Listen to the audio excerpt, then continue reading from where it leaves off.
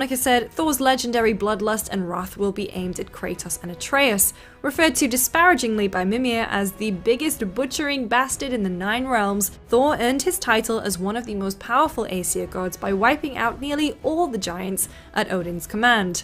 Now, if this doesn't sound like the Thor you know, I seriously recommend picking up Neil Gaiman's Norse mythology for a primer on this Thor. Let's just say he's something else entirely. Is he though? And speaking of giants, like I said, they're not exactly the Allfather Odin's favourites, and he has long been at war with them. He had Thor try and wipe them out, and he imprisoned his other son Tyr for helping them. Now, we believed Tyr to be dead in the first game, but it looks like we're going to be meeting him in Ragnarok. The giants had the gift of foresight, and at the end of God of War, Kratos uncovered a prophecy where it was revealed that his wife was actually a giant named Laufey. Not only is Atreus part giant, he was also given the name Loki at birth, and is somehow involved in Ragnarok. So much for not getting involved in the Aesir's affairs. You're next! I'll rip your head off! With regard to Atreus, Santa Monica Studio revealed that, like most young people, he wants to understand who he is more than anything. In this case, he wants to understand who he could be. The mystery of Loki's role in the upcoming conflict is something that Atreus cannot let go of. He wants to keep his family safe, but Atreus also doesn't want to stand by and do nothing while conflict consumes the Nine Realms. My story doesn't end hiding in these woods.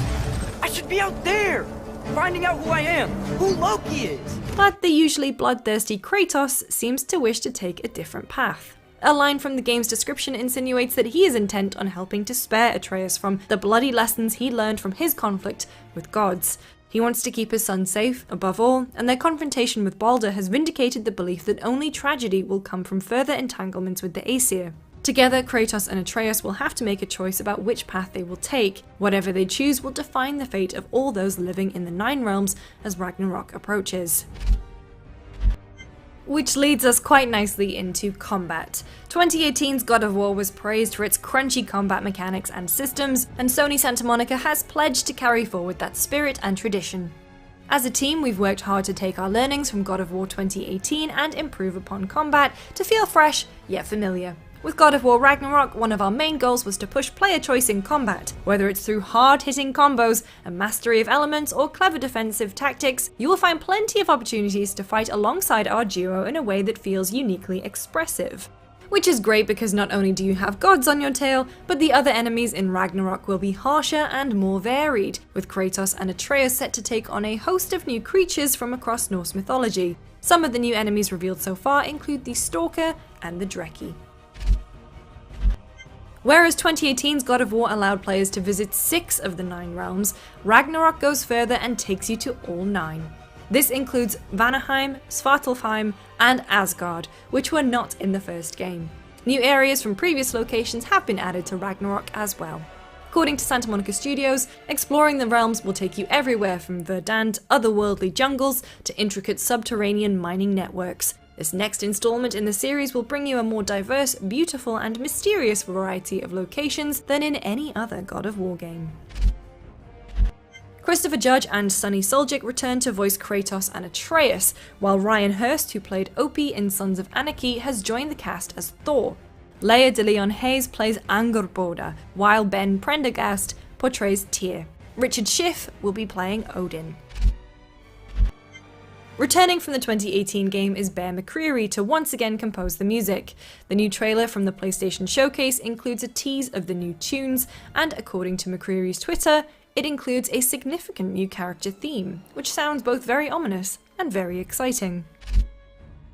Cory Barlog directed 2018's God of War, as well as 2007's God of War 2, but he's not returning to direct the sequel. Stepping in is Eric Williams, a veteran of the series, to direct Ragnarok. Speaking to VGC, Williams said it's always been a tradition here at Santa Monica to change the directors across the games. We've had really good success with that. Cory is the only repeat director, and rightfully so. He's damn good at what he does. Cory Barlog added, "The important thing for us is to be able to get a fresh perspective each time, but also a fresh pair of legs in the sense that you're really exhausted at the end of finishing one of these things. So you've got to con somebody else into doing it." Now, you are ready. God of War Ragnarok is planned for PS5, but it's also coming to PS4.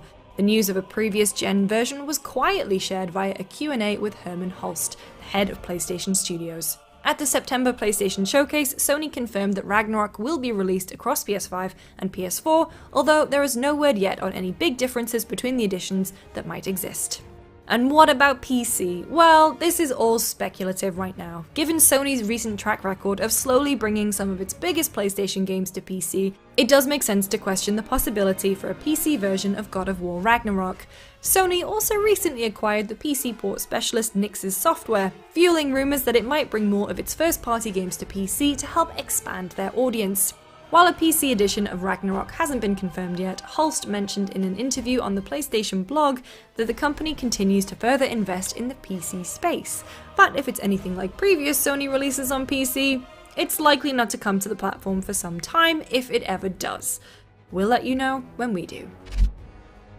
If you're interested in a behind-the-scenes look at how the 2018 God of War was made, check out our episode of Audio Logs, where game director Cory Barlog breaks down one of the most pivotal scenes, how it was created, and the crucial gameplay mechanic that was almost cut from the game. And we really had to figure out how to take the old moves and make them work much better in this camera angle. For more God of War, make sure to like this video and subscribe, and we'll catch you next time. You'll get your answer soon enough. Well, some of them.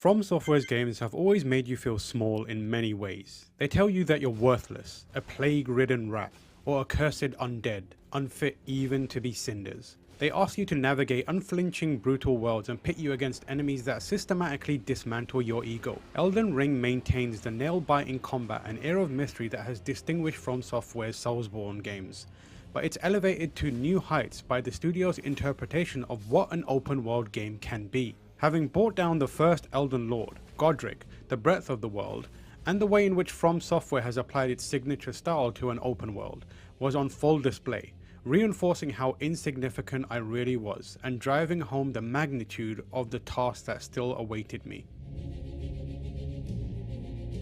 Standing on the edge of a cliffside in Liurnia of the Lakes, the area beyond Godric's arena, I took in the world laid out in front of me. The enormous Erd tree casting brilliant golden beams of light onto the land that exists in its shadow. The sharp peaks of a distant mountain that looked like claws tearing at the sky. A castle standing proudly amidst ruins. A forest blanketed in an ominous fog. It was all overwhelming, and none of the hardships I'd experienced in Demon's Souls, Dark Souls, Bloodborne or Sekiro have come close to making me feel as small. At the same time, I was overcome with excitement for what the lands between had in store for me, and all the seemingly insurmountable battles awaiting, and it did not disappoint. Elden Ring is From Software's crowning achievement in world design, epic in scale and scope. But what makes it special isn't just how visually stunning it all is, or that its open world is vast, rich in detail, and teeming with possibilities. Instead, it's how the studio has applied its own esoteric design principles to deliver an experience that feels fresh, elegant, and uniquely From Software. The game's core pillars are built on the same strong action and role-playing foundations as previous titles, while offering more freedom to explore than ever before.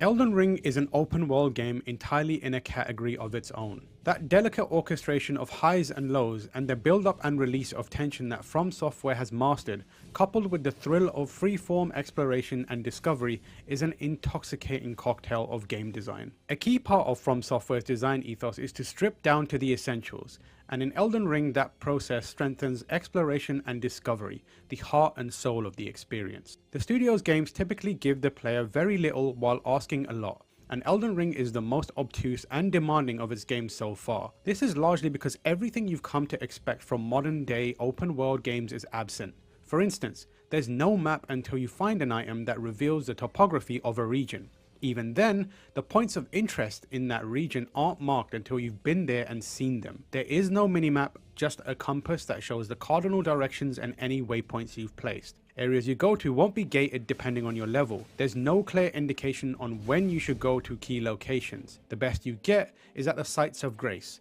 which function as rest points in the same way that bonfires, lanterns or idols did in other titles. At each of these sites is a dim trail of golden light pointing in the general direction of something. Perhaps it's the next milestone on your quest, or maybe it's just another area that has a dungeon. The only way to find out is to make the journey. The challenge for From Software lies in the friction between the studio's design hallmarks and the expected conventions of a genre filled with games that try to be all things to everyone. And although the execution is an unmitigated success, one thing's for sure: Elden Ring is not a smooth-edged, one-size-fits-all kind of experience that will accommodate everyone. Instead, it's unrelentingly opaque, relishes in the savagery of confronting players with unfavorable odds, and delights in watching the ensuing struggle. Elden Ring's gameplay will feel familiar to those with experience of previous From Software games. The tried and true formula of measured third-person combat against enemies that are swift to punish foolhardiness is both as thrilling and as nerve-wracking as ever. From Software has added some new gameplay wrinkles to its Soulsborne formula this time. Most notable is a jump, which has been pulled out from the more dynamic movement style of Sekiro. This is useful not just for traversal, but also for performing a leaping strike that can break through an enemy's defense and create a critical strike opportunity. Another new mechanic is the ability to strike back after blocking an enemy's attack with a heavy counter, dealing a good amount of damage. The heavy counter has some of the satisfaction of Bloodborne's gunshot and visceral combo, though it's not as gratifyingly dramatic. While it's easy to rely on it, a great deal of strategy is still needed to perfectly execute it, as an enemy's quick follow-up strike could cut you down before you've initiated the counter. The new gameplay mechanics certainly provide more options against tough foes, but they still require the player to know their opponent and carefully select their moments. The last major addition is Spirit Ashes, which allow the player to summon upgradable AI-controlled fighters to their side. Of course, there are restrictions around summoning them, as Spirit Ashes can only be used in specific locations and only once per life. They're also susceptible to being killed by more powerful enemies, making them better equipped for pulling aggro than securing victories. These kind of thoughtful tweaks extend to the checkpointing system, which is a little more lenient to accommodate the open nature of the game. Instead of being returned to a site of grace when killed, the open world is littered with small statues called Stakes of Marika. These can usually be found around particularly challenging areas, whether that's because there's a group of enemies in a fortified location or a singular mini-boss that must be faced in one of the many heart-pounding, soul-crushing and utterly confidence-destroying encounters. This addition is more of a necessity for taking out the frustrations of having to travel large distances in an open world. The challenges the Stakes of Marika precede are no less forgiving. Elden Ring is undoubtedly difficult, much harder than any of From Software's previous games, and while a great deal of that is owed to the challenging bosses and enemies, a significant amount is also because of the freedom the game offers the player. It doesn't tell you where to go in any way, so it can be very easy to find yourself in places that are too difficult for you to navigate. Instead, it just trusts you to assess the situation and consider your own capabilities, both as a player and a character. Then decide if you should return to a place that is more manageable and continue building your character up to come back later. Some, like me, will fall hopelessly in love with the thrill of blindly wandering into a corner of the map and being ruthlessly murdered for hours on end, just to walk away with little more than the satisfaction that I kept picking myself up and eventually emerge victorious, albeit battered and bruised. Others, however, will find the idea of navigating a perilous catacomb down to its deepest depths while braving all manner of horrifying creatures just for a few measly crafting materials to be the epitome of unrewarding. But either way, there's a boldness to the approach that deserves to be respected. The Lands Between is no less content rich than many of its open world contemporaries, and it offers much to do. In fact, it's an immensely large game that is bursting with activities to undertake. In the starting area of Limgrave alone, there are numerous caves, tunnels, ruins, catacombs, shacks, and encampments to find. These may not always lead to meaningful progress in becoming an Elden Lord or advancing a key questline, but none of it felt superfluous or boring. This is because what these activities offer is far more meaningful. A gameplay loop that sparks a curiosity to uncover the secrets that the Lands Between hold, and the raw satisfaction of discovery. Discovering things to do is as intensely satisfying as doing them, and that is what Elden Ring is predicated upon. The same sense of growth and satisfaction that comes from conquering Lordran or becoming completely at home in Yharnam is present as you brave the Lands Between. What once struck fear into your heart becomes trivial as you venture deeper and spend ruins to level up and grow stronger. It shouldn't come as a surprise that a From Software game isn't quick to dish out rewards and praise for tasks you undertake. Instead, the most valuable rewards are intangible and internal, a sense of personal growth that comes from your mastery of mechanics and domination of the world's vicious denizens, or the feeling of journeying through this inhospitable land as a cartographer, poking into its various nooks and crannies and seeing what lurks there. There are countless moments that will catch you off guard and fuel that desire to explore. On one occasion, I travelled to a remote shack where a war master had taken up residence. He had always been there, but this was my first time visiting at night, and he wasn't in the shack. When I approached it, a cloud of red appeared, and from within, a knight menacingly stepped out to do battle. It proceeded to wipe the floor with me, but considering it was telekinetically wielding a large spectral blade, I'd say it had a bit of an advantage. This was one of many moments just like it that made my mind race with possibilities. With a world as vast as the Land Betweens that shifts dramatically depending on the time of day, what else was out there for me to see? Elden Ring is a game where the possibilities feel endless, and I felt driven to chase them all down, as each one offers a memorable moment and made the world feel richer. Freeform exploration isn't completely new, and the proverbial elephant in the room in that regard is The Legend of Zelda Breath of the Wild. It's easy to draw comparisons between Elden Ring and Nintendo's acclaimed open world Zelda, but what sets the two apart is a greater sense of authorship around the things that you can stumble upon in the lands between, and an overall cohesion between the open world and these activities. Elden Ring is seamless, whether you're delving into a cliffside cave or breaching a massive castle front, and in spite of the vast diversity amongst these locations. Although there are occasional breaks to make a transition, these are just for a few specific set piece locations that are elaborate dungeons with ambitious design ideas. Think of it as going from Hemwick Charnel Lane to Cainhurst Castle in Bloodborne.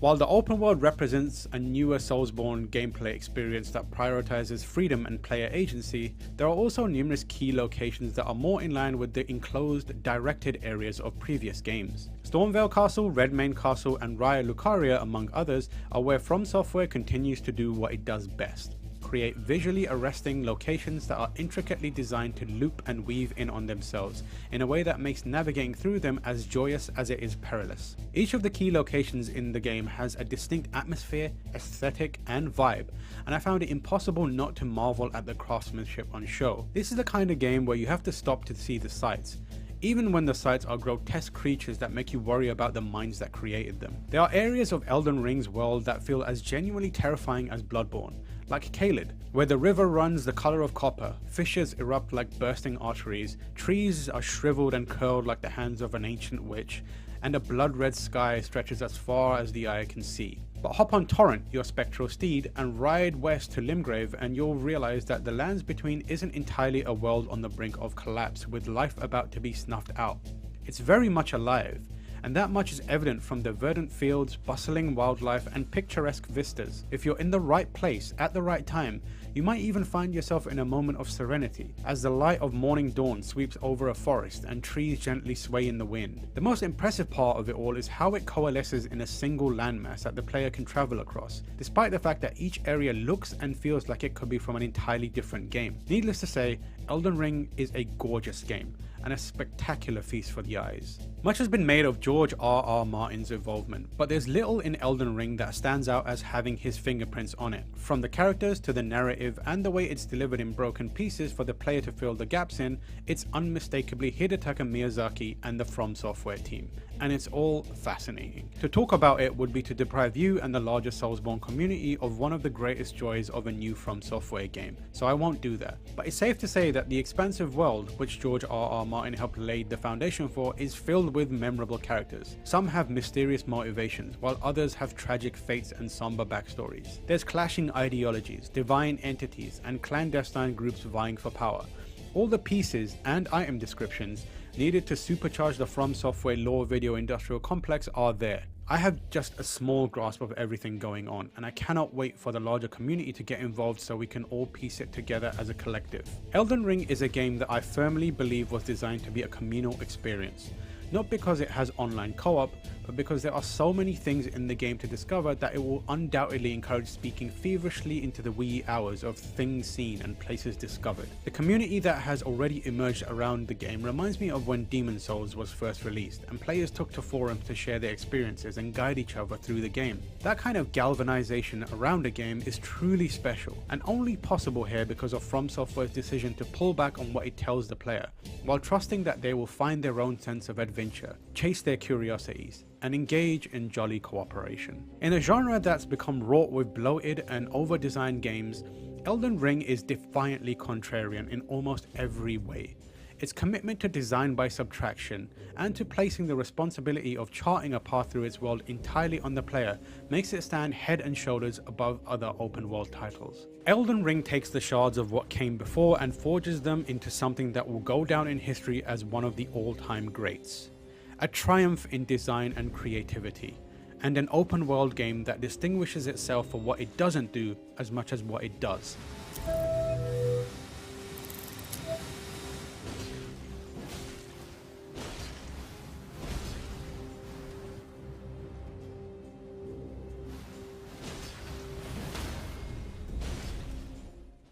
Vita means life. It means to be a Vita Islander. It means to be a part of a cult following that believed in this little machine more than the makers themselves did. And I was not one of them. Cue the booze. But that doesn't mean I wasn't always curious. I just missed the boat to Vita Island, a place in which many people are still abandoned to this day. Everyone has left Vita Island. The people on Vita Island are trapped on Vita Island. So I might be 10 years late, but better late than never to see what this thing is all about the people love so damn much. This is 10 years later with the Vita. First, my journey with the Vita begins with not having one, but thankfully I knew again. Hi. What are you doing with this? I'm making a 10-year retrospective from a dude who's never played it. Alright, love you. Bye, bye, bye, bye. Oh, yeah. When I finally got it in my hands, I was hoping to boot it up to a bunch of exclusive Vita games I couldn't play anywhere else. I did not know Power Stone was on this dude. Instead, I was greeted with mostly PS1 games like Metal Gear Solid, Final Fantasy, Vagrant Story, and Castlevanias. There were the usual games I was familiar with like Danganronpa and Virtue's Last Reward, but then there was also Persona 4 Golden. But why play some beloved game like Persona when I could play the real Sony flagships like Uncharted and Killzone? And I admit now, that was my first mistake. I booted up Uncharted Golden Abyss and it certainly looked the part, but it was also accompanied with what felt like forced touch controls and aiming with the back and gyro that made me feel like an idiot. Killzone was basically the exact same experience, except the shooting wasn't the most comfortable thing for me on that size device. I ended up doing the claw thing quite a bit to hit the other buttons, and yeah, just I mean, they certainly followed through with that high production value Sony stamp of approval, but I couldn't help feel that these were being muzzled by Vita's gimmicky features, a lot of which had me holding and using the Vita in ways that just felt incredibly unnatural. I knew somewhere underneath these funky controls that there were good games, I just didn't have the patience to find them. And, I mean, how could I have not? I've never had this thing, I never owned this thing, I just knew it had these dual touchscreens and all these other features and functions, so it was only natural that I wanted to see what those first-party Sony developers that are so prestigious in what they do could do with so many, you know, fun and touchy thingamadudes. They look beautiful for what it's worth.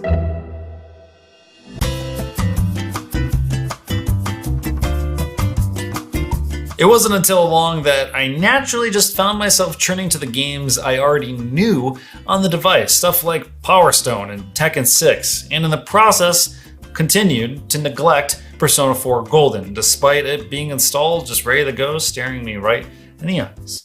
I admit now, that is my second mistake. In the matter of days, the Vita had found a place at the end of my desk where it began to collect dust while I played other games on my Switch. One of them, ironically, a popular visual novel that saw its American debut on the Vita, The House in Fata Morgana. My first impressions of this beloved device, at least right out of the box, were far from enticing. But I knew that what I had seen was only a breath of what it had to offer. I knew that I was getting a very narrow lens into this, so I needed to know more. I needed the full picture. I didn't even know this thing's history, honestly. The Vita came out here in the States in February 2012, somewhere between the release of the 3DS and the Wii U.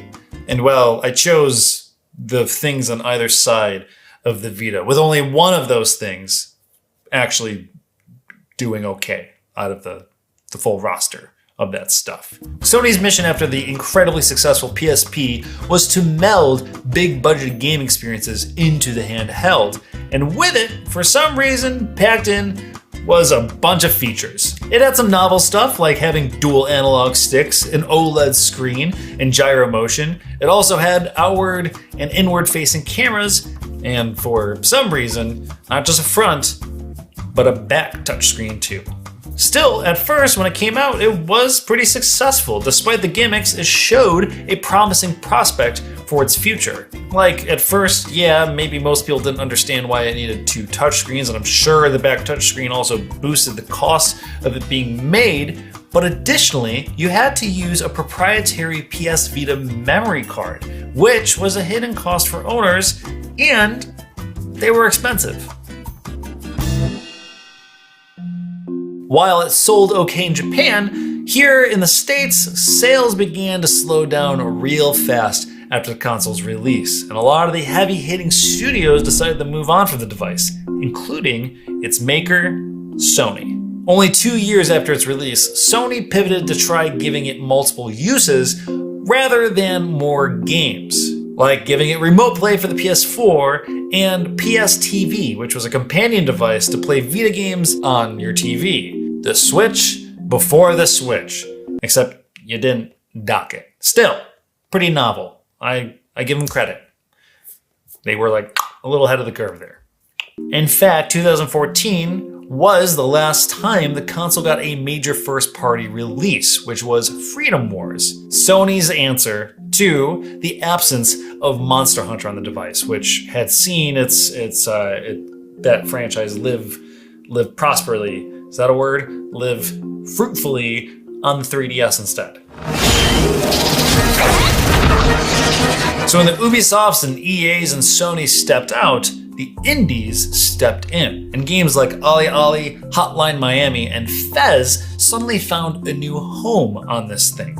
And the people who bought it and loved it were now tasked with carrying its legacy, despite all of its major support abandoning them. And thus, the Vita Islanders were born. It's over. The ship has sailed. Everyone has left Vita Island. The people on Vita Island are trapped on Vita Island. While doing research, I kept coming across the hashtag Vita Islanders. The hashtag spawned from the Vita's #1 fan, Greg Kinda Funny Miller, the king of the Vita. Or at least that's how I view him. Because he just loves that thing, and he'll tell you that he loves it. He'll make sure you know you're in where you stand with him when you haven't played it.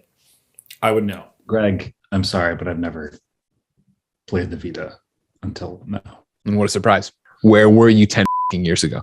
That's when we needed you. You all come around now and you're like, oh, it's a great Persona machine. Oh, Freedom Wars seemed really cool. Oh my God, this is where I should have been playing Hotline Miami the whole time. You want a pat on the back. You want everybody to show up, watch your little video, read your little feature. Because 10 years, you find Jesus later. It doesn't help. The Vita's dead, and it's because of you. Oh, the Steam Deck's coming. Wow-wee, zow-wee. I can play indies in a fucking giant Game Gear. The Vita was better than that, and you knew it was. I got Tearaway. Tearaway's real good. Tearaway's a real good one, yeah. Clearly, people were very passionate about this thing, and I started to fear that I would regret at least not trying to understand that.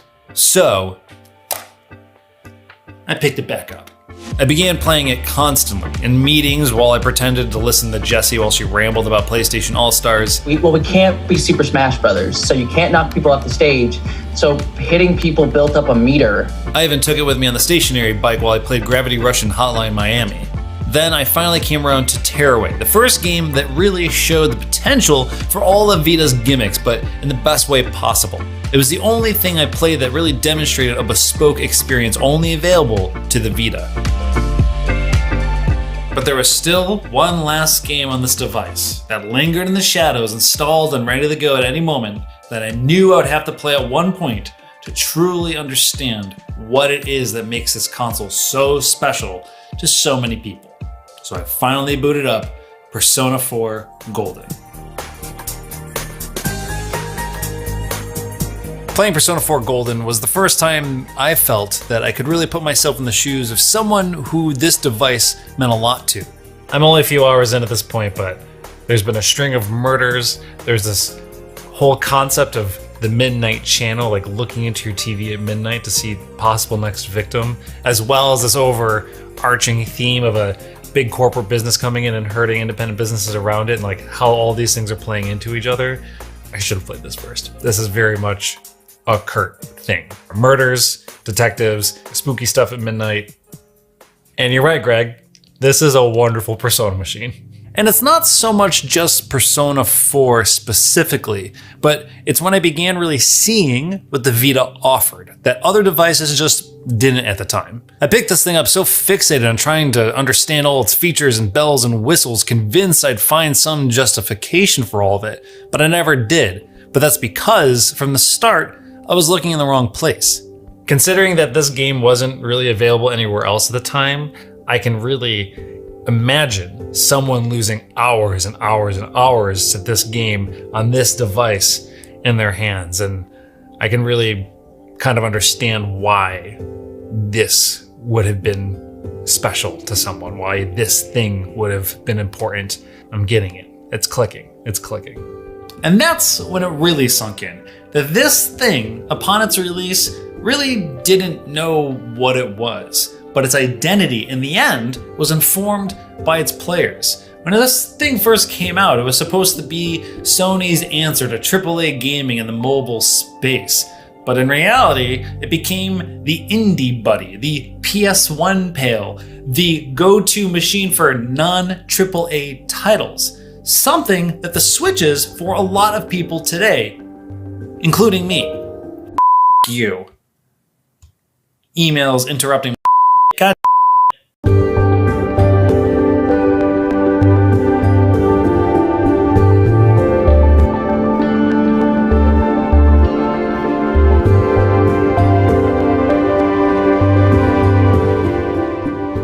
I don't regret waiting all this time to have played the Vita.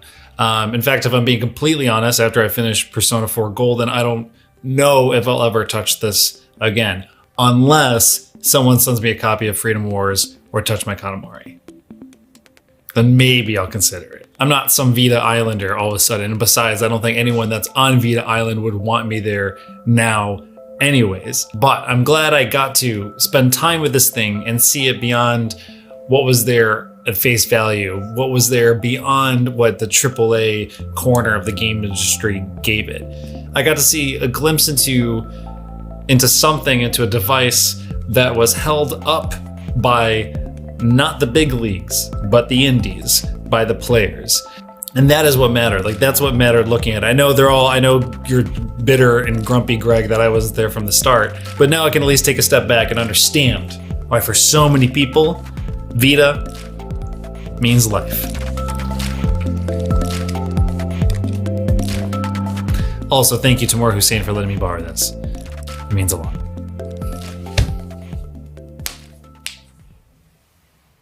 Horizon Forbidden West casts an imposing shadow with its sheer size and density, but it's ultimately the characters and stories you'll encounter that will drive you to explore its new frontier. The game is continually compelling, not because developer Guerrilla Games filled it with a huge amount of stuff to do, but because so much of that stuff is thoughtfully constructed and sometimes even emotionally engaging, instead of just feeling like items created to add as many map markers to a world as possible.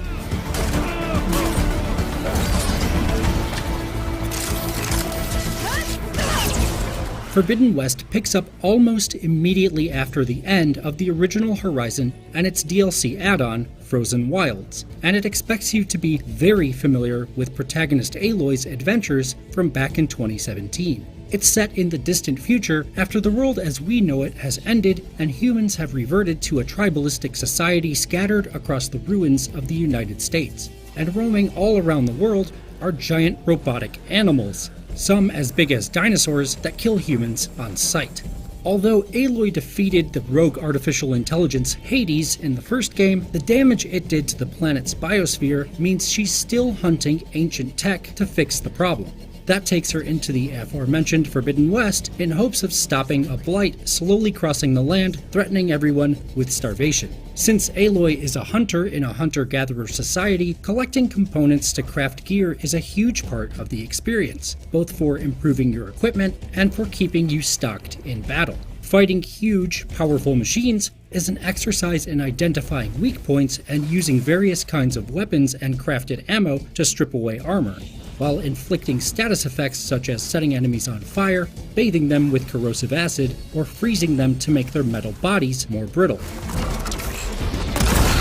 In a lot of ways, Forbidden West is pretty much the same as Zero Dawn, but follows the common sequel ethos of more and bigger, and a lot of the systems have been improved and expanded along the way. The Horizon games include climbing and environmental puzzles like those you'd see in Assassin's Creed or Uncharted, but in Forbidden West, much more of the world is scalable to let you reach the tops of mountains and ruins. Although this isn't The Legend of Zelda Breath of the Wild, and you can't climb everything. The freedom still improves traversal quite a bit, however, as does a powered grapple that you can use to reach specially marked points, a glider that lets you get down from those high places quickly, and the ability to swim and explore submerged environments. Your arsenal is larger, with a bunch of different kinds of weapons and elemental ammo types for straight combat, plus a series of craftable traps that you can use to take down machines and enemies before they spot you and have a chance to fight back.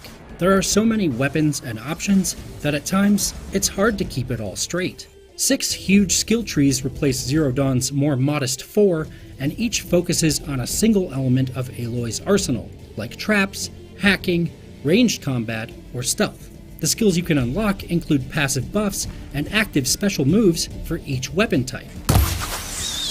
There's also a new set of powerful Valor abilities that feel similar to an ultimate you might see in something like Overwatch or Apex Legends.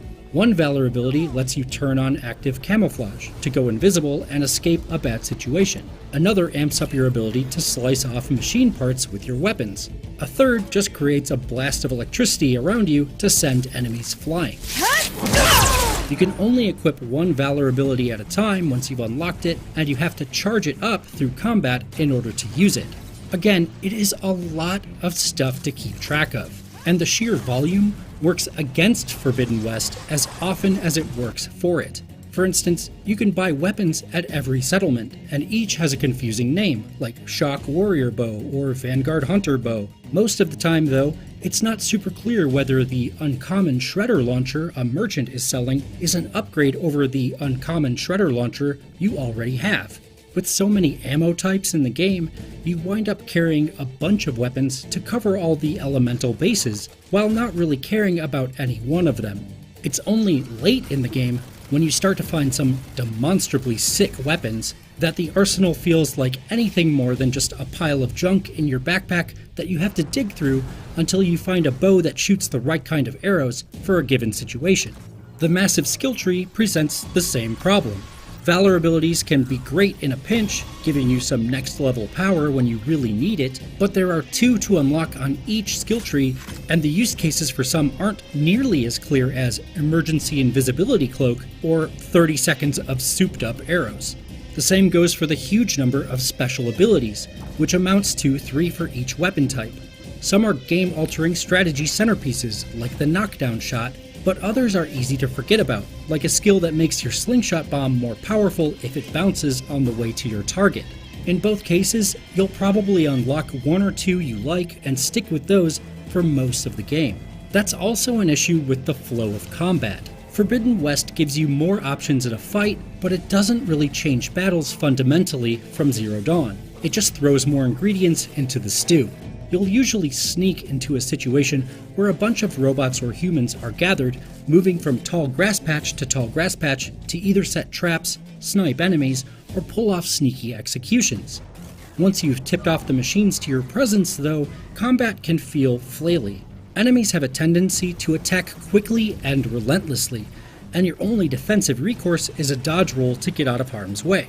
So when a scrapper or a wide mod charges, you're dodging attack after attack, hoping to get a little distance to draw an arrow and get a shot off before you go back to fleeing for your life. It's also frustrating trying to dig through your stupidly large bag of traps and potions to find an item that can heal you or cancel status effects as, again, you're being chased down by an apartment building sized predator. Aloy has so much gear and so many options at all times that a lot of Forbidden West's good ideas about combat, stealth, trapping, and crafting get in the way of one another.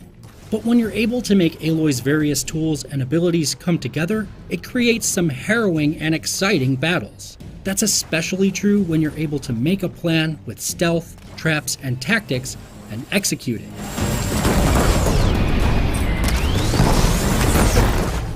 It helps that, while you fight a lot of battles alone, quite a few encounters will see you aided by other characters. Having an extra bow and more targets for machines to chase lessens the pressure, and characters routinely chuck Aloy extra ammo to keep the fight going. It's those other characters that will keep you going through Forbidden West, as much as the opportunity to explore a fascinating ruin or fell a rampaging Robo-T-Rex. Often, you'll meet up with someone from a local tribe who has a vested interest in checking out that long-dormant agricultural testing facility or space travel research lab, and it's in building relationships with those characters and learning about their various peoples that Forbidden West really shines, even if Aloy herself is kind of dull. Forbidden West puts Aloy in an almost Mass Effect-style position of building a team to help her save the world. About a third of the way into the game, you establish a stable base of operations, and characters both old and new become mainstays. You don't bring them out into the field as a unit like an RPG team, but you can head back to talk with them about what you learn and your experiences, and they'll often pair up with you at key moments or ask your help with side quests that are important to them. The group grounds Forbidden West's story and gives you a foothold in local events. Side quests are also populated by interesting people with relatable problems and motivations. It'll blow all the others out of the forge. You have got to help me. And Forbidden West does a great job of giving you things to do that don't feel like repetitions of the open world go here, get this quest template. Often, side quests involve several steps or multiple missions, forcing Aloy to intervene in local politics or help with a dire situation. And they're not always about combat. In one series of missions, you wind up interacting with the leaders of 2 desert villages, each with differing views about the future of the tribe and distrusting of the other. Both are likable but flawed characters, and as you spend a little time helping and getting to know both, you realize that neither is wholly right or wrong. The investment of time and the solid writing add stakes to the situation that keep you invested in its resolution. Forbidden West is full of moments where the game goes out of its way to put you in close contact with a side character for a bit, and then turns them into the fulcrum of an interesting quest. Paired with the stakes of the main story, this gives the whole game the feeling that you're not just running around doing errands and odd jobs. You're actually building important relationships with people you've come to know and respect.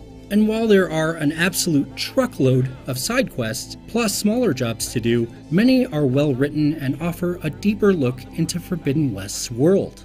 Guerrilla is also usually good at keeping its various map-filling activities feeling fresh and diverse. Looks like this door's locked. Maybe there's another way in. The game contains a number of relic ruin sites in which you explore a decrepit ancient building looking for an artifact locked in a hard-to-reach place.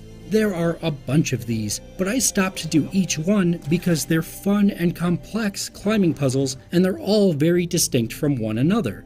The same goes for the tall necks, the giant robot dinosaurs that serve the map revealing function of towers in other open world games. Reaching the top of each lumbering robot is a puzzle unto itself. One is submerged in the ocean and requires you to find components to rebuild it, for instance, and another can't be reached until you knock it over by shooting it with giant ballistas. The general goal is always to get to the top of a tall neck, but each challenge is so different from the others that they're absolutely worth chasing down as soon as you reach a new area. Well, like send that data to other machines, but now it's mine.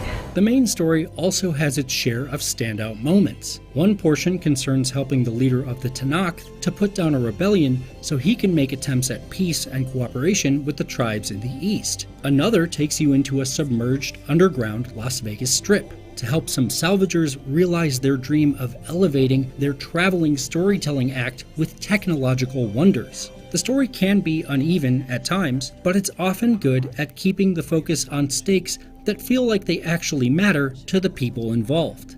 The storytelling is aided by the fact that Forbidden West is absolutely gorgeous on PlayStation 5, in both its graphics and its performance mode. Everything from the characters and their intricately constructed armor, to the rusting ruins of cities with rebar jutting out of concrete, to the lush jungles and windswept deserts, is impressively detailed.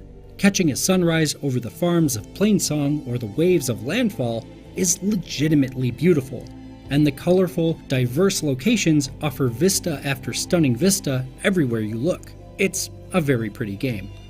Characters benefit from a great deal of strong voice work and what seems like an abundance of scanned facial performances, if not outright full motion capture. With a hose to a compressed air capsule, hammer and tongs. What is this? What is happening here? What?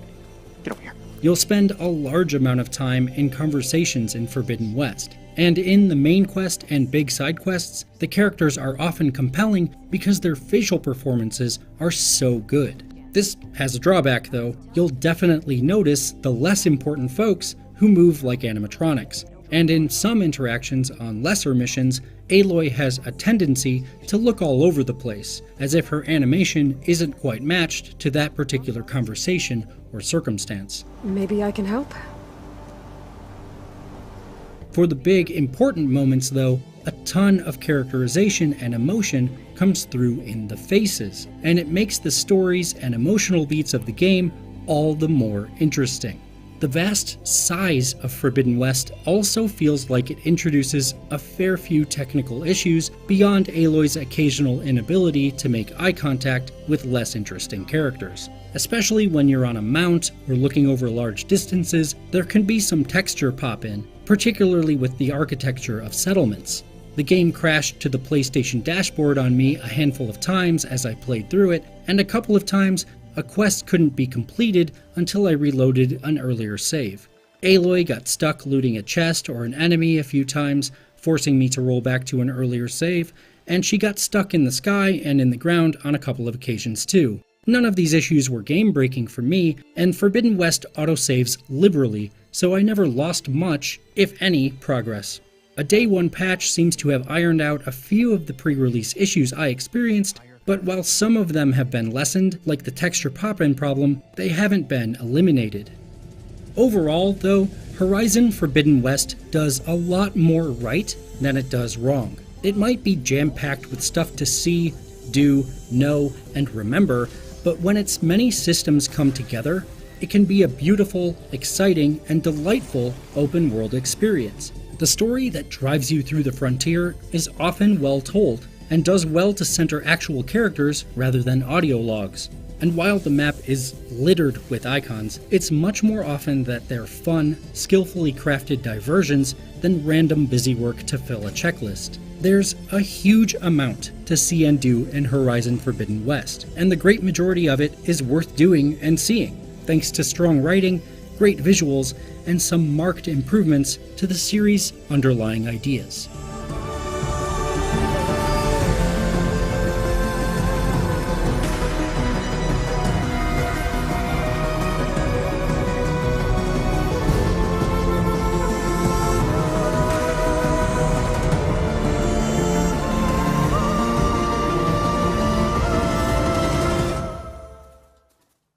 This is Lucy James, reading for reviewer Alex Goy. In Gran Turismo 7, the latest entry in the PlayStation's Top Flight race series, perfection isn't only famed producer Kazunori Yamauchi's aim, it swiftly becomes yours. It's been a quarter of a century since the real driving simulator that got petrol heads obsessed with lap times on the PS1 released, and it hasn't evolved massively. For better and for worse, it's strangely familiar, but it plays as close to driving a real car as you can get on a console and draws you in with challenges, physics, and luscious visuals.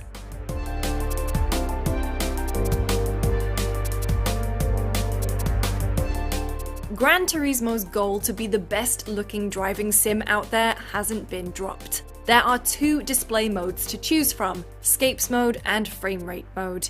On a PS5 connected to a 4K TV with ray tracing enabled, Scapes mode becomes a visual treat for snap-happy players and fans of custom creations.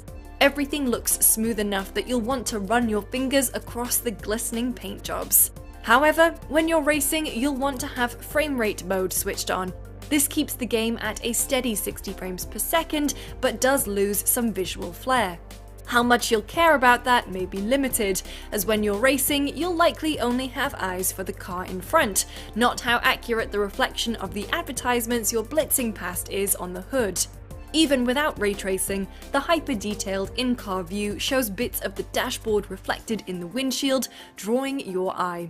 It can be a bit distracting, but that's how real cars work.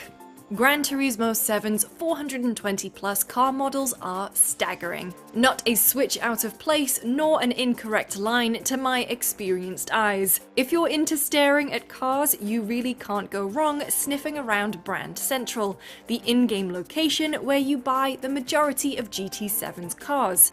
It's here you'll notice something a bit strange though. While each model is impressive, many are a little on the old side.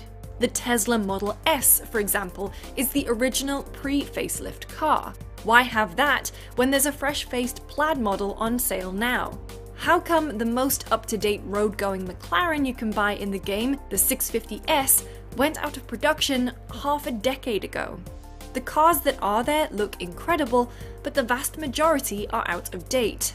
Some of the older cars are there for good reason. A classic Mustang is always a great time and belongs in Gran Turismo for the sake of being awesome. And saving credits to afford a legendary Aston Martin is an achievement to be celebrated, so it's not all "dude, where's my car?" GT7 has a charming story mode of sorts, the Cafe. It's here players will be steadily introduced to all the joys the game has to offer via Luca, the cafe's friendly owner. He provides you with menu books that set specific challenges, which unlock tracks, features, or cars to bolster your collection and collector level, which in turn increases as you collect cars and gains you more rewards. Unless the challenge is to go to a specific place, like the amusingly named Understeer tuning shop to fettle your car, or GT Auto for a new wing, chances are you'll find yourself in a race to win a car of some sort. In an attempt to humanize Gran Turismo, Polyphony's given Luca a cast of friends. Sarah guides you around the GT world, acting as something of a proxy. Car designers will appear at the cafe to tell you all about how great your car is. GT World Tour racers act as instructors on licensed tests, adding smiles to what used to be a fairly robotic process. They're all represented as faces in discs with text underneath. Unfortunately, the scripts they deliver go from a bit clunky to "I can smell the cheese from here." Players will amass the kind of car collection a millionaire would be proud of fairly quickly, but places to drive those cars can take a while longer to roll out because there are fewer tracks than cars. However, this ultimately is not a bad thing. The tracks take a while to learn anyway. Because of this, you never feel rushed to pick up too many things too quickly, though you don't get to spend too much time with your motors before moving on to the next set. Sometimes you'll be rewarded with a roulette ticket. These seem like a neat idea, but the promise of a shiny new car or a huge stack of credits seemed, in my case at least, to be a little more than dangled carrots to hook you, the actual prizes won being low value. Races go the usual Gran Turismo way. You start at the back and fight your way to the front. Races have a recommended PP, or performance point, rating to let you know how competitive your car needs to be. By sending whichever car you've chosen to race to understeer and buying choice toys, you can comically overpower your ride and pick off most of the field on the first lap. Like GT games of old, the pack at the rear is easy to take. A small gap leads you to another set. After another gap, you'll encounter the front runners, before having a mildly troubling fight for first. Why Gran Turismo insists on starting you at the back of the pack for each race is baffling. But for a one-off race, it's understandable for the occasional championships where you win or place highly in a previous race. That aside, the racing is still fun. AI competitors drive defensively and occasionally make mistakes. Each race does feel similar and occasionally rubber bandy, but there's enough challenge in there to make you return for more. License tests are back and are addictive, albeit occasionally frustrating little tasks that teach you the game's physics model. The way Gran Turismo handles is, as you'd hope after a quarter of a century of refinement, bang on. Barrel into corners with the throttle wide open and you'll understeer, lift off mid-corner and the rear will swing round. Depending on how many of the game's myriad modifications from understeer or GT Auto you've applied, it'll behave differently, but within the rules of GT7's physics. The same goes for inclement conditions. Not all circuits can have dynamic weather, but those that can are a different, broader kind of fun to play on. You'll first find your super slick race tyres, an expensive investment but a good way to up performance points fast, are now useless. You'll then either learn how to control a slide at speed or where the retry button is. The track will dry eventually, your palms, maybe not. Night driving's a blast, as are the astronomically accurate starscapes that keep the sky bright. While racing and collecting are the main focus, you'd be a fool to miss out on missions. These include a variety of different driving challenges, such as slipstreaming for speed, drag racing, or overtaking challenging opponents in a short slot of track. Like license tests, they can be frustrating, but you'll keep coming back for more. Similarly, the music rally function is a neat distraction from the main game. Drive quick enough to music so you don't run out of beats. You start with a set amount of beats that decrease with each, well, beat of the song you're listening to. Drive quick enough and you'll pick more up via gates on the track. Run out and it's game over, finish the whole song and you've won. Not a reason to buy it outright, but entertaining if you want something different.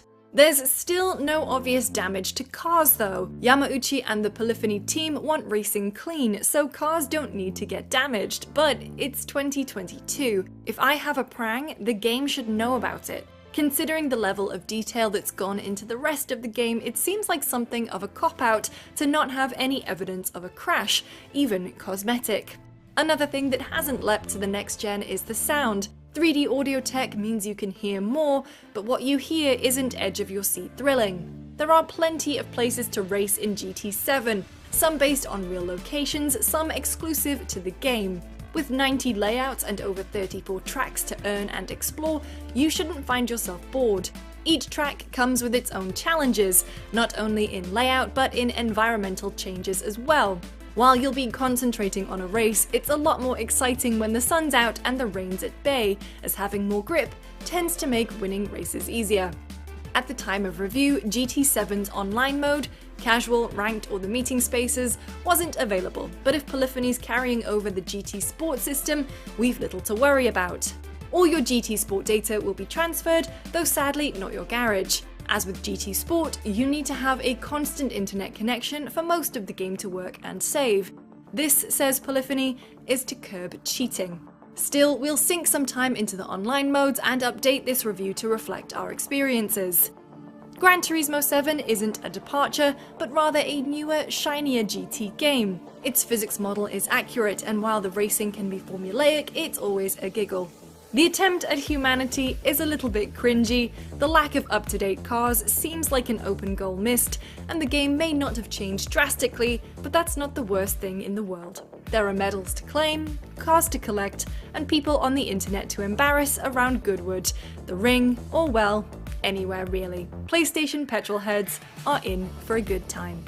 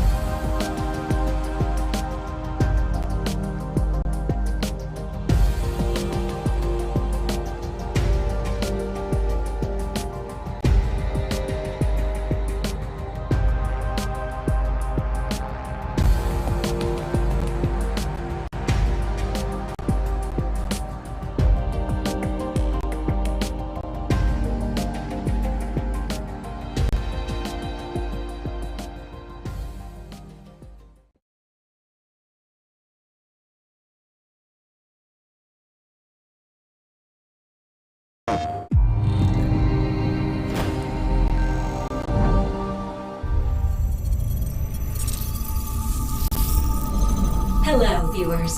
I am Ivy the android. I'd like to share today's dinosaur forecast. A dinosaur outbreak will soon occur. Residents in the affected area have been evacuated, and a team of exofighters has been dispatched. A vortex warning has been issued. Please remain indoors.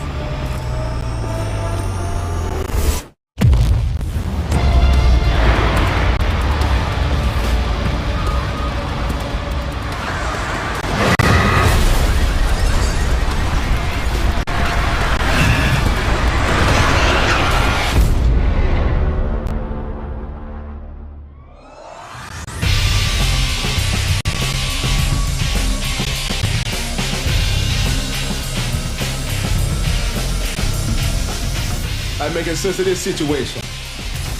You've been living back in the chief directors for 2 years. All I wanted was to be IBS's top pilot. IBS's latest dinosaur forecasts and exosuit technology were able to keep human casualties to zero.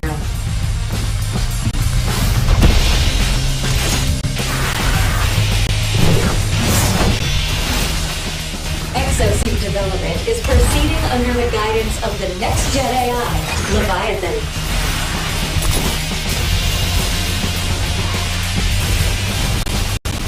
Meanwhile, IBS continues to recruit candidates to become new exofighters, humanity's greatest hope.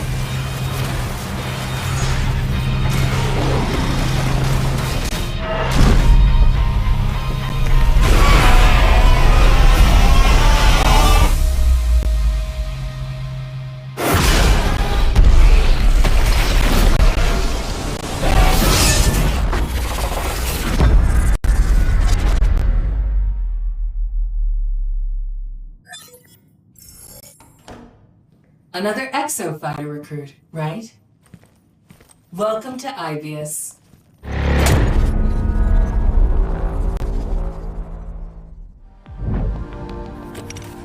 State of Play returns with more announcements and updates for your favorite games. We just saw the debut of Exo Primal, a brand new IP from Capcom. It hits PS4 and PS5 next year. Next up, let's get some eye-popping updates for some fan favorites launching soon.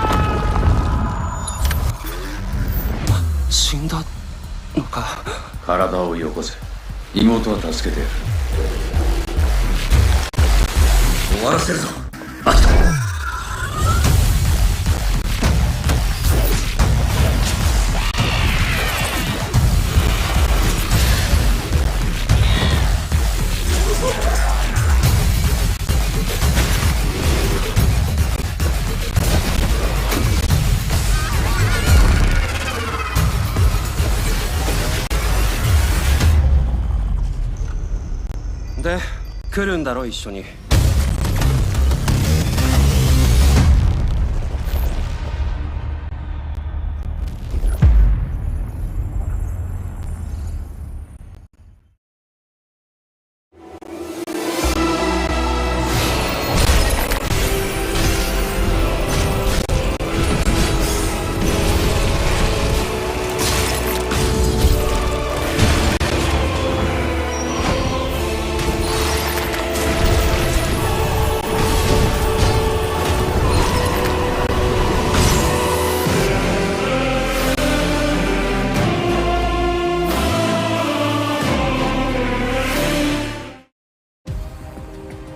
Later today, visit PlayStation Store to download a new demo for Stranger of Paradise: Final Fantasy Origin. Now, let's jump into the world of Forspoken with some all-new gameplay.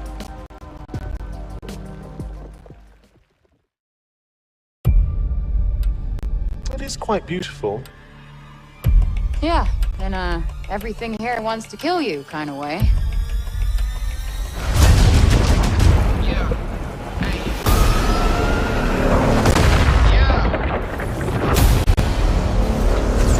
You know I'm a world changer.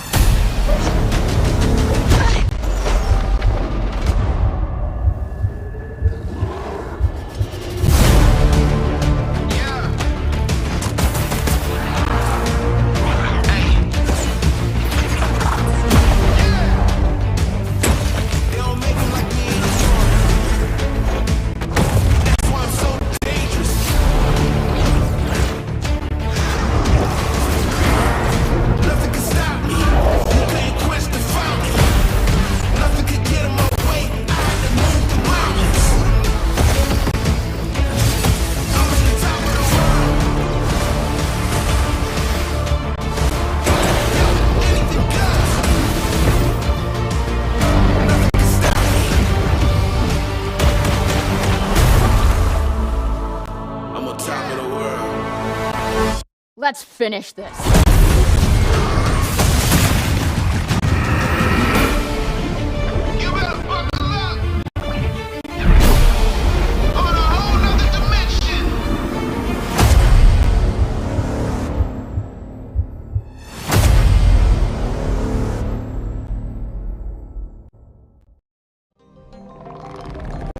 That was a new look at the sprawling PS5 adventure Forspoken from Luminous Productions.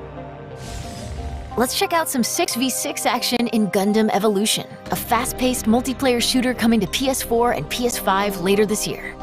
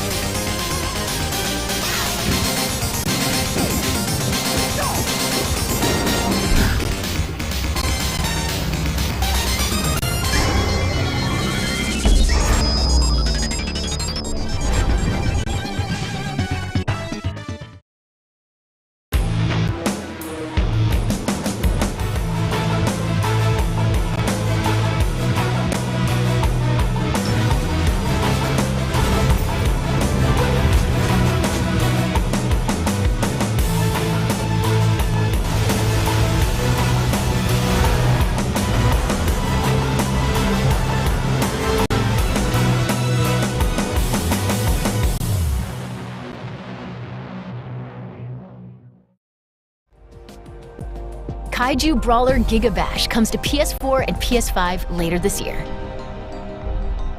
Next, a fan-favorite fighting game makes a beautiful and bizarre return.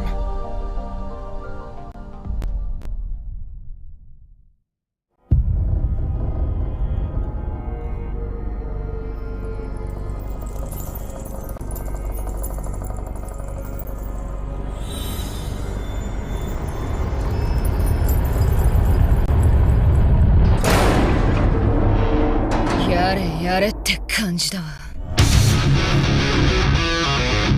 ここで決着をつける。オラオラオラオラオラオラ。クラチナ、ぶっ飛びな。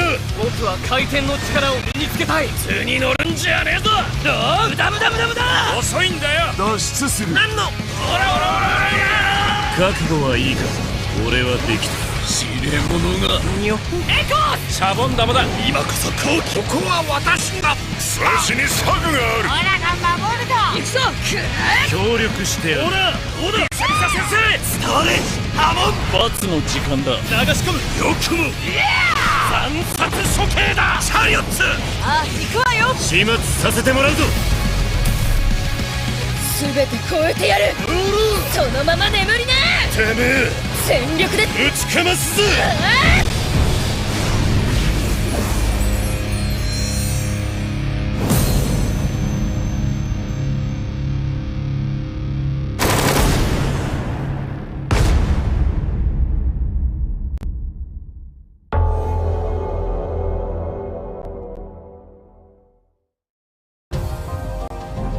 Our next two games will take you beyond life and death.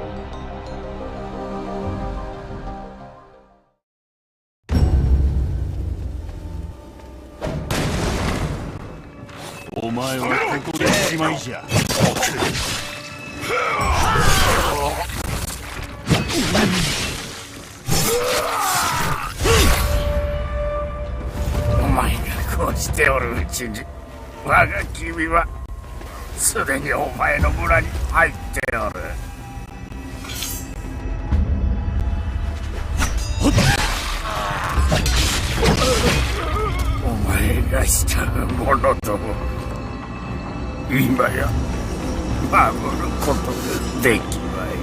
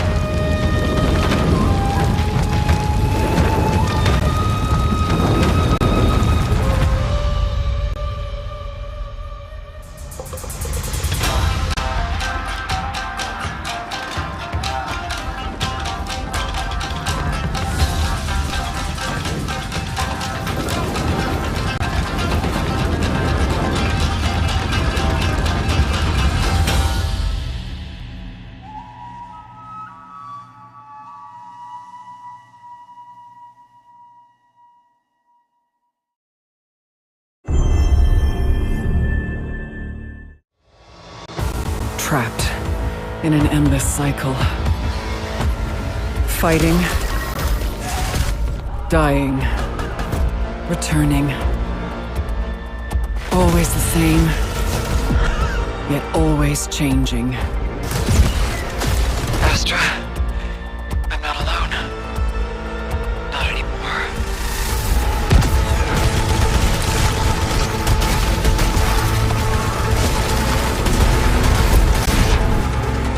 Now I stand before the endless tower. I climb as Sisyphus did, pushing the boulder upward. No matter how high I climb, the challenge begins again.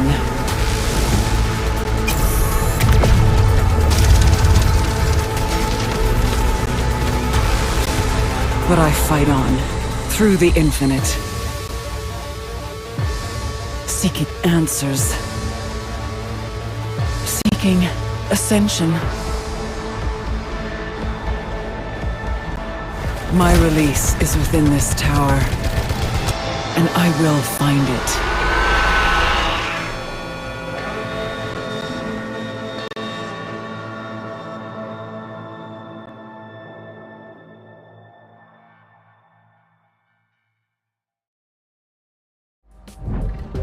Housemarque is bringing campaign co-op and a mysterious new survival mode to Returnal Ascension, a free update hitting this March.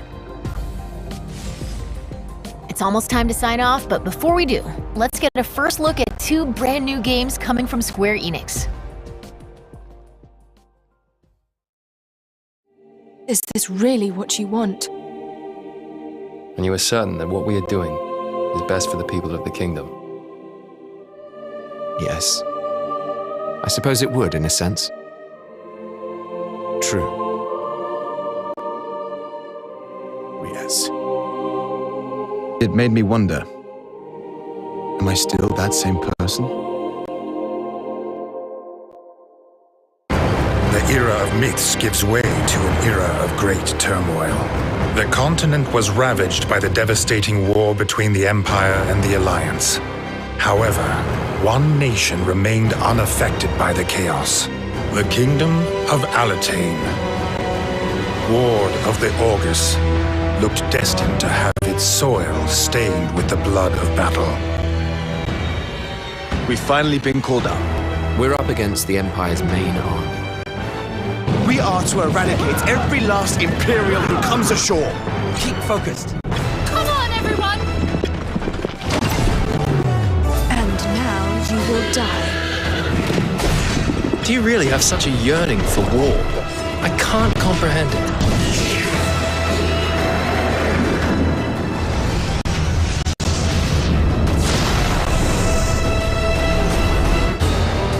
So then, what shall we do now?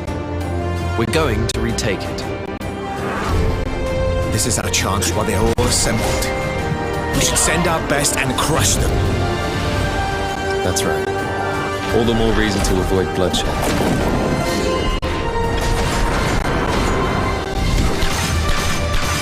It also likely means that we're in danger. I suppose it is the only way for us to survive.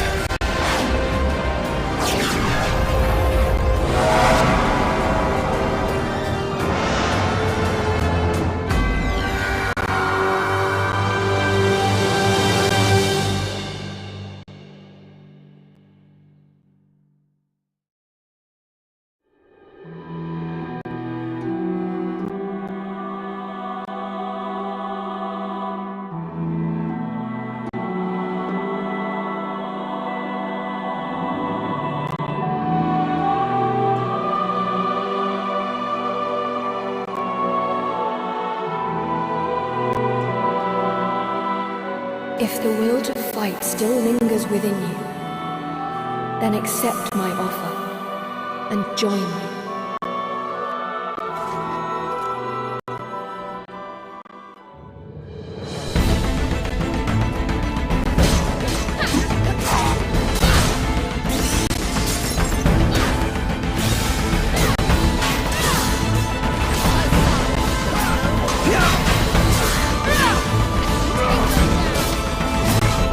Valkyrie, heed my words.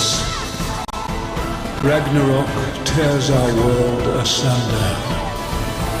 All we hold precious lies on the brink of annihilation.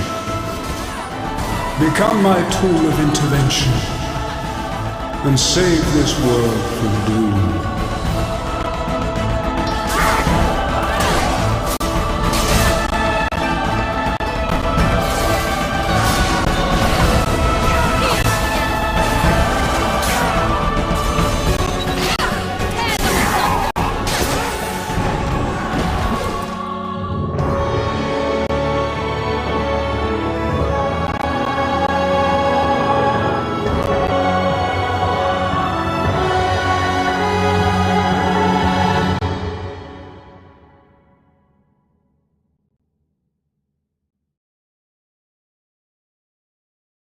Your efforts to remain undetected are lacking. Reveal yourself. Who are you? That's all for today. We'll see you soon with another State of Play.